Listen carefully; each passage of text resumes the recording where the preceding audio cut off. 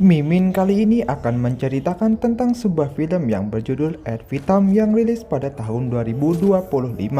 Di film ini menceritakan tentang mantan agen militer yang tak sengaja menemukan kebusukan tentang pemerintah dan hidupnya kini diteror. Bagaimana kelanjutannya? Langsung saja. Film dibuka dengan sosok Frank, seorang mantan agen elit yang telah pensiun. Ia kini menjalani hidup tenang bersama istrinya yang bernama Leo. Suatu pagi, mereka pergi ke rumah sakit untuk memeriksakan kandungan Leo yang sudah hampir usia 8 bulan. Namun, keterangan itu terusik saat mereka pulang ke rumah. Rumah mereka tampak berantakan, seolah baru saja telah dimasuki oleh seseorang. Menurut Leo, ini sudah 2 kali terjadi dalam sepekan, padahal mereka hanya tinggal berdua. Malah pada kejadian terakhir komputer milik Frank bahkan dicuri. Merasa ada sesuatu yang tidak beres, Frank menemui Ben, teman lamanya, di sebuah kafe. Dari pertemuan itu terungkap bahwa mereka mencurigai sekelompok tertentu telah menemukan sebuah kunci penting yang berkaitan dengan masa lalu Frank.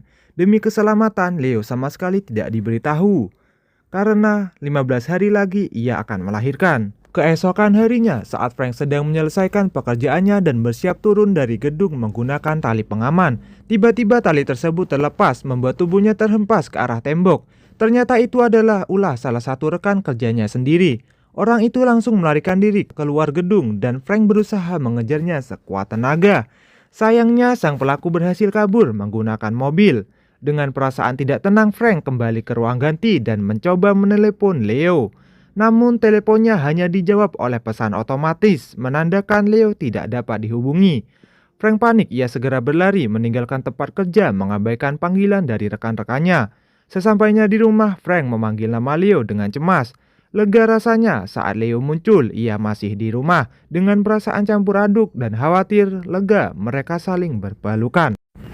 Malam harinya, setelah memastikan Leo tertidur, Frank naik ke atap rumah. Ia mengambil sebuah kunci misterius yang selama ini disembunyikannya. Berniat membuang ke wastafel, namun Leo terbangun dan memergoki aksinya. Ia akhirnya meluapkan perasaannya, mengeluhkan sikap Frank yang semakin menjauh sejak ia hamil.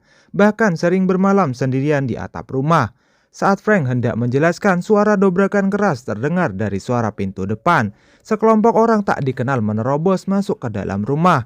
Dengan naluri lamanya, Frank maju menghadapi para penyerang satu persatu. Tanpa diduga, Leo ikut terlibat meskipun sedang hamil. Ia menunjukkan ketangguhannya dengan melumpuhkan beberapa musuh. Namun keadaan berbalik, Frank berhasil dipukul hingga terjatuh. Lalu salah satu teroris mengunci gerakannya dan mengikat kedua tangannya. Leo terdesak ke kamar mandi dan akhirnya tertangkap. Salah satu teroris memaksa tangan Frank memegang sebuah pistol, lalu senjata itu diamankan menggunakan plastik khusus seolah dijadikan sebagai barang bukti. Pemimpin kelompok tersebut mendekati Frank, menuntut barang yang mereka mencari. Jika Frank menolak, mereka mengancam akan terus menghancurkan kehidupan yang damai yang selama ini ia perjuangkan. Frank tetap bungkam. Sebagai balasan, para teroris memasuki fase kedua, yang dimana mereka mematikan seluruh akses sinyal dan GPS di ponsel Frank. Leo dibuat pingsan oleh anak buah mereka. Frank yang diliputi amarah tak berdaya melihat istrinya disakiti, sebelum akhirnya ia sendiri dipukul hingga tak sadarkan diri. Cerita mundur ke 10 tahun sebelumnya, ke masa ketika Frank baru saja dilantik setelah melewati program pelatihan yang panjang, keras dan nyaris tanpa ampun. Hari itu ia resmi menjadi anggota JIJN. Dalam barisan yang sama tampak pula Ben, Nico, dan Leo yang juga berhasil menyelesaikan pelatihan tersebut. Upacara pelantikan berlangsung hikmat dan lancar. Sang komandan pun memberikan apresiasi atas keteguhan mereka, bahkan secara khusus menyerahkan sebuah barang peninggalan ayah Frank. Sebuah simbol kepercayaan sekaligus beban tanggung jawab yang besar. Hari-hari telah pelantikan diisi dengan rutinitas tanpa henti. Latihan dan latihan mereka jalani. Dari satu misi ke misi lainnya mereka ditempa hingga akhirnya mampu menaklukkan setiap tugas yang diberikan. Di tengah tekanan dan bahaya, kedekatan antara Frank dan Leo pun perlahan tumbuh. Kebersamaan dalam situasi hidup dan mati membuat hubungan mereka semakin dalam. Melihat hal itu, Nico dan istrinya yang bernama Mahnon mulai menyadari perasaan Frank yang kian kasmaran kepada Leo. Mereka mendukung sepenuhnya meski tahu Frank masih bergulat dengan luka lama dalam hidupnya. Pada suatu malam, sebuah misi besar berhasil diselesaikan. Mereka berkumpul dalam sebuah acara sederhana. Di sanalah Nico dan Manon akhirnya berbicara dari hati ke hati dengan Frank. Mereka menasehati dan menyemangatinya untuk tidak terjebak dalam trauma masa kecil atau trauma kehilangan ayahnya yang meninggal saat Frank masih berusia 8 tahun. Mereka mendorong Frank untuk berani membangun kehidupan rumah tangga bersama Leo dan kelak memberikan kehidupan yang layak serta aman bagi anak-anaknya. Sesuatu yang dulu tak sempat ia rasakan. 9 tahun kemudian sudah berlalu. Frank tengah berkendara bersama Nico dan Ben. Di tengah perjalanan ponsel Frank berdering. Leo menelepon, ia berniat menyampaikan kabar penting tentang kehamilannya. Namun sebelum Leo sempat berbicara, panggilan itu terputus ketika Frank menerima telepon lain dari Eric, seorang rekan mereka. Dengan suara tegang, Eric melaporkan adanya penembakan di salah satu kamar hotel. Tanpa menunggu perintah resmi, Frank, Nico, dan Ben segera memacu kendaraan menuju lokasi. Setibanya di hotel, Frank menemui manajer untuk menggali informasi mengenai kronologi kejadian. Namun di tengah perbincangan, seorang pria asing tiba-tiba melintas dan melepaskan tembakan ke arah pasukan GIGN. Situasi berubah kacau. Ben dengan sigap maju mendekati pelaku dan terlihat baku hantam. Namun musuh berhasil membalas dan membuat Ben terpojok. Di sisi lain, Frank mengarahkan pistolnya ke arah seorang teroris yang menyandera seorang wanita. Dalam hitungan detik dengan bantuan rekan-rekannya, Ben berhasil diselamatkan dan Frank menembak mati teroris tersebut. Pasukan GIGN lain segera masuk ke dalam hotel untuk mengamankan lokasi. Di tengah kekacauan, Frank berlari menghampiri salah satu korban tembakan yang ternyata itu adalah Nico. Luka yang dideritanya sangat parah. Frank pun berusaha menahan pendarahan sambil berteriak menyuruh Nico tetap bernapas. Namun sayangnya nyawa sahabatnya tak bisa tertolong. Beberapa saat kemudian ambulan dan aparat kepolisian tiba. Seorang polisi meminta Frank menyerahkan senjata dan rompi yang dikenakannya. Beberapa hari setelah kejadian itu, Frank dipanggil menghadap atasannya di markas GIGN. Setelah menjalani penahanan selama 24 jam. Dalam pertemuan tersebut, sang komandan menyalahkan Frank atas keputusannya yang gegabah melakukan misi tanpa perintah, tanpa dukungan penuh, dan tanpa perlindungan yang memadai. Akibatnya 2 rekan satu timnya tewas. Dengan berat hati, Frank diberhentikan dari GIGN. Keputusan itu diambil karena ia dianggap telah mencederai kepercayaan dan disiplin yang selama ini dijunjung tinggi oleh satuan tersebut. Di hadapan peti jenazah Nico, Frank akhirnya tak mampu menahan tangisan. Dengan suara yang bergetar, ia meminta maaf kepada Manon, sang istri Nico, mengakui bahwa semua ini terjadi karena kecerobohannya sendiri. Ia memohon pengertian dan pertolongan meski sadar tak ada kata yang benar-benar bisa menebus kehilangan itu. Tak lama setelah pemakaman, Frank menemui Ben yang masih dalam masa pemulihan. Kondisi Ben belum sepenuhnya pulih dan dengan nada berat ia menyatakan keputusannya untuk mengundurkan diri dari GIGN akibat cedera permanen yang ia derita. Adegan beralih ke sebuah kafe. Dalam suasana yang jauh lebih tenang, Leo akhirnya menyampaikan kabar kehamilannya kepada Frank. Mendengar itu, Frank terdiam sejenak. Ingatannya melayang ke masa lalu ketika Leo pernah berkata bahwa ia tak ingin memiliki seorang anak. Namun Leo menatapnya dengan lembut dan mengatakan bahwa ia telah berubah pikiran. Mendengar hal itu, Frank tersenyum lebar. Ia memeluk Leo dengan erat seolah menemukan secercah harapan di tengah hidupnya yang sedang runtuh. Frank dan Leo kemudian pindah ke rumah yang lebih sederhana dan terjangkau, menandai awal kehidupan baru mereka. Meski demikian, Frank belum sepenuhnya bisa melepas masa lalunya. Ia diam-diam mendatangi bagian forensik, berusaha mengusut apa yang sebenarnya terjadi dalam tragedi penembakan di hotel. Dari hasil penyelidikan itu, Frank menemukan fakta yang mencurigakan. Pelaku diketahui memiliki keterkaitan dengan berbagai kementerian, dan besar kemungkinan korban di hotel bukanlah teroris seperti yang selama ini dilaporkan. Mengetahui hal tersebut, Ben memperingatkan Frank agar tidak mencampuri urusan tersebut demi keselamatannya sendiri. Namun, Frank memilih menyimpan temuan itu. Ia mengamankan seluruh dokumen penting dalam sebuah tempat terkunci, lalu menyembunyikan kuncinya di atap rumah, sebuah keputusan yang tidak terelak. Beberapa hari kemudian, Frank bertemu secara diam-diam dengan seorang jurnalis muda. Sebelum berbicara, Frank memastikan tak ada alat perekam yang aktif. Dengan penuh kehati-hatian, ia berniat mengungkap sebuah rahasia besar atau kebenaran yang selama ini ia simpan, namun tidak ingin namanya sendiri terseret ke permukaan. Adegan berpindah ke ruang rapat seorang menteri, tempat berlangsungnya pertemuan tertutup bersama Lefebvre atau perwakilan dari Direktorat Keamanan. Dalam pertemuan itu mereka membahas sebuah insiden yang terjadi 7 bulan sebelumnya. Dijelaskan bahwa pada waktu itu Kolonel John Brennan atau seorang perwira CIC datang ke Prancis bersama pengawalnya untuk merundingkan transaksi senjata dengan pemerintah Australia. Atas perintah Lefebvre, 2 staf ditugaskan untuk mengambil sejumlah dokumen rahasia milik Brennan selama pertemuan berlangsung. Namun sayangnya rencana tersebut gagal. Brennan menyadari ia lupa membawa ponselnya dan kembali ke kamar hotel. Di sana ia menemukan penyangga pintu yang sebelumnya ia pasang telah jatuh, menandakan adanya seorang penyusup.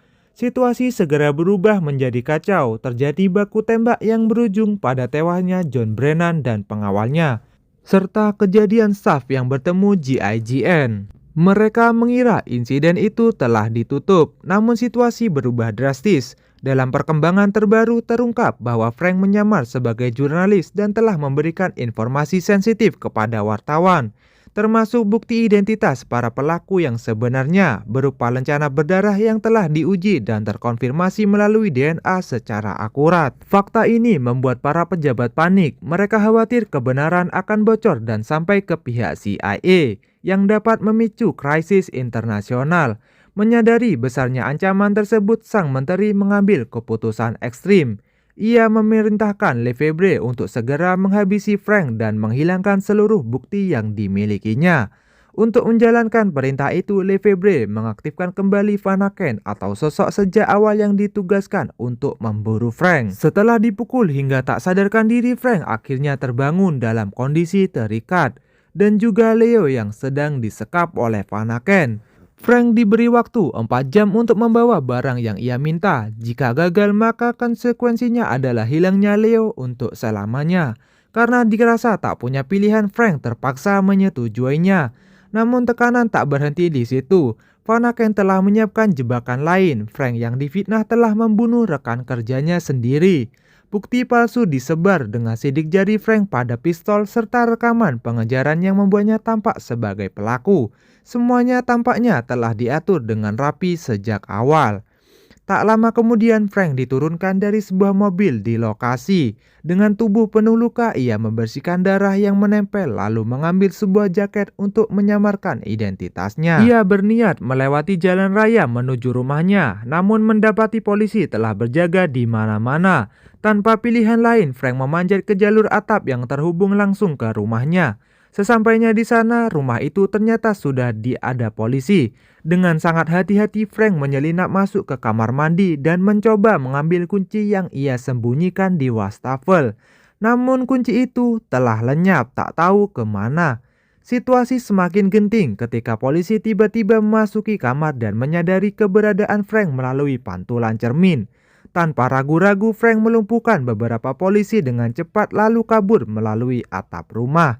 Dengan perintah pengejaran dikeluarkan secara besar-besaran, namun berkat keahlian parkurnya, Frank berhasil menghilang dari kejaran aparat polisi. Ia akhirnya menemui Ben yang saat itu sedang melatih anak-anak. Dengan napas yang tersenggal, Frank mengungkapkan kebuntuannya. Kunci itu hilang sementara waktu terus berjalan. Ben segera menyusun rencana. Ia menyarankan Frank menghubungi Vanaken, berpura-pura setuju dan mengatakan bahwa ia akan datang membawa barang yang diminta. Tak lama kemudian sinyal GPS dikirimkan oleh Vanaken menunjuk sebuah lokasi di tengah hutan. Tanpa menunda lagi, mereka bergerak cepat menuju rumah Ben untuk mengambil peralatan dan senjata pistol. Setelah semuanya siap, mereka langsung tancap gas menuju lokasi GPS yang berpacu dengan waktu dan maut. Ben diturunkan lebih dari awal di sebuah titik tersembunyi.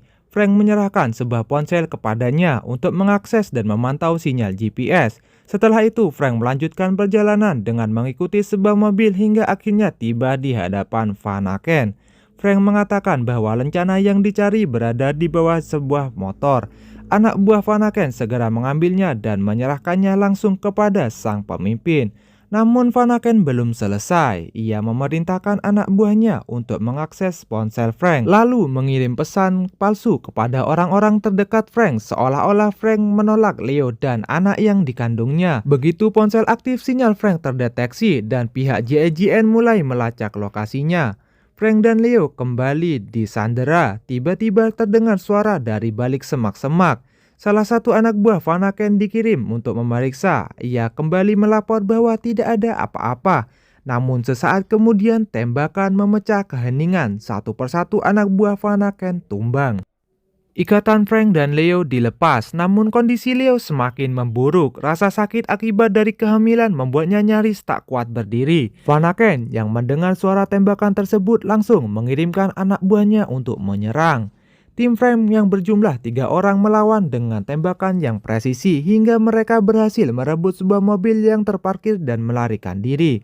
Kejar-kejaran pun tak terhindarkan. Vanaken dan anak buahnya mengejar dari belakang.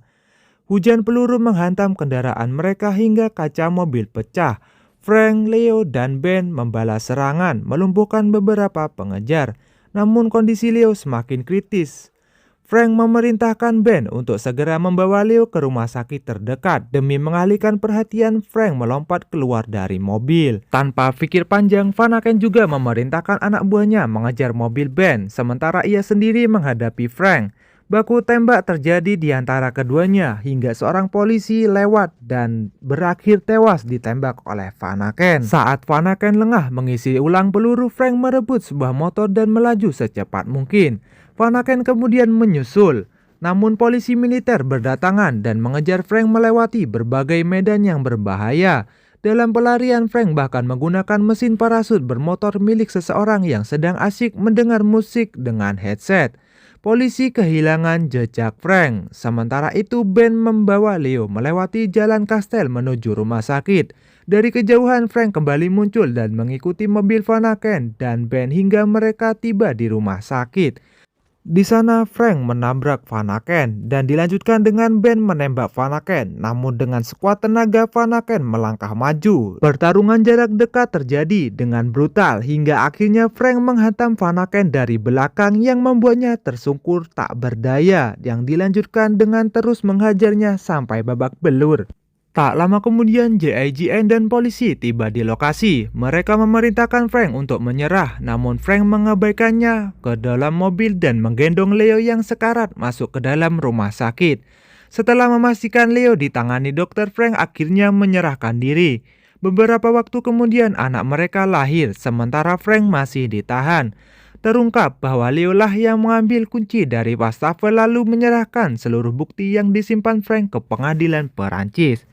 Hari-hari berikutnya, seluruh stasiun televisi menyiarkan kebenaran kasus tersebut. Konspirasi terbongkar, nama Frank dibersihkan, lalu ia pun dibebaskan.